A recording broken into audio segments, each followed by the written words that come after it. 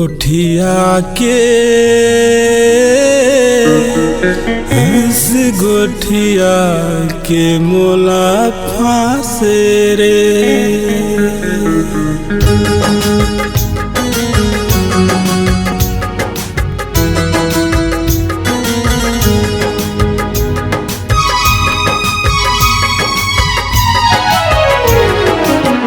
धीरे धीरे हंस गोठिया के मोला फांसे वो। धीरे धीरे हंस गोठिया के मोला फांसे रे।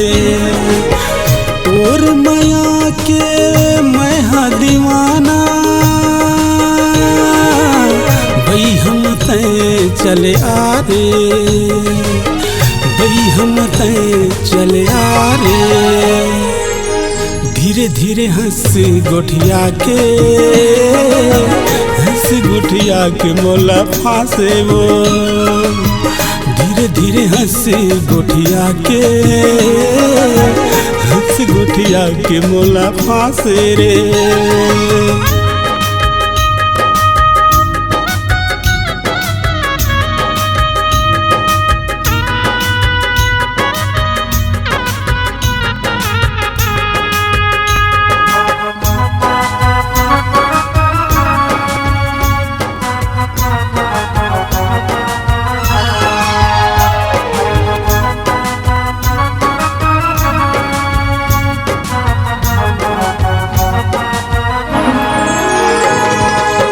मीठी मीठी लागे वो तोर बोली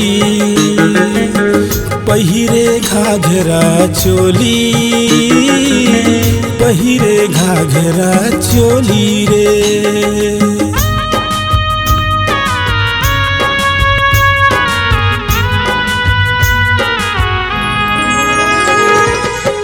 तन में लगे ही मोरे आगी आके बुझा दे मोर दीवानी। आके बुझा दे मोर दीवानी रे। तोर माया के मैं हा दीवाना भई हम तय चले आ रे। भई हम तय चले आ रे। धीरे धीरे हंस गोठिया के मोला फांसे रे।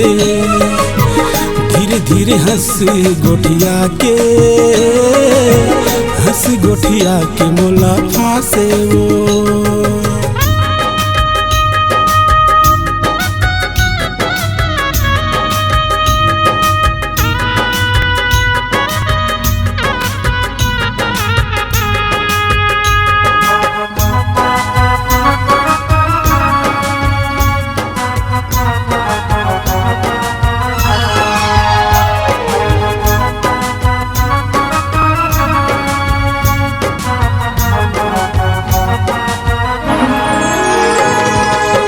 चल न सीखे तोर संग माँ मोला रंगाए तोर रंग माँ। मोला रंगाए रे तोर रंग माँ।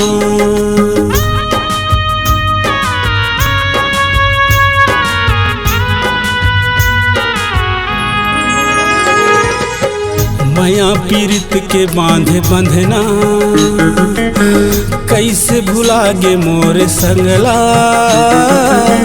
कैसे भुला गे मोरे संगला रे। तोर माया के मैं हा दीवाना भई हम तय चले आ रे। भई हम तय चले आ रे। धीरे धीरे हंस गोठिया के मोला फांसे वो। धीरे धीरे हंस गोठिया के मोला फांसे रे। तोर माया के मैं हा दीवाना भई हम तय चले आ रे। भई हम तय चले आ रे। धीरे धीरे हंस गोठिया के, हंस गोठिया के मोला फांसे हो। धीरे धीरे हंस गोठिया के, हंस गोठिया के मोला फांसे रे। धीरे धीरे हंस गोठिया के, हंस गोठिया के मोला फांसे रे।